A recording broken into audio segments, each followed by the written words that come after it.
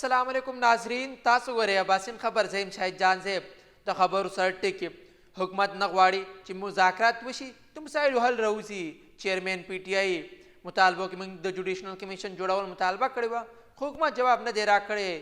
چیرمین پی ټی آی بیرسټر ګوهر پی ټی آی که نن خبرو اترو ته راغلی وی، دوی لپاره لارې خلاصېدې شوې. سینیټر عرفان صدیقي د خبرو تفصیل حکومت نه غواړي چې مذاکرات وشي د مسایلو حل راوځي.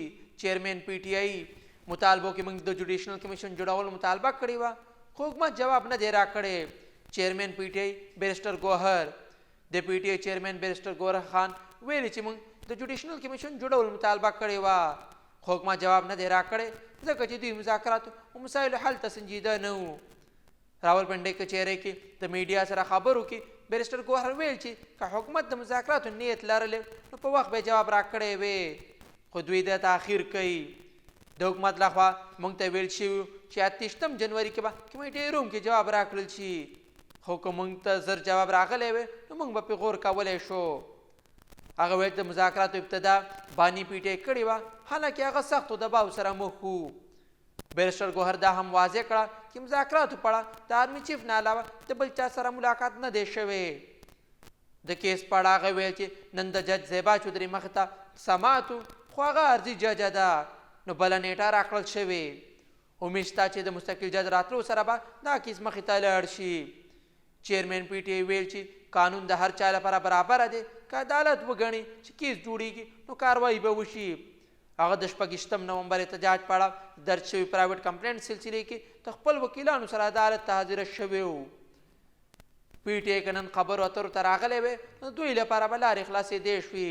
سینیټر عرفان صدیقي د حکومت او پاکستان تحریک انصاف پی ټی آی ترمنځ د مذاکراتو د بندون لا هم په ځای دي.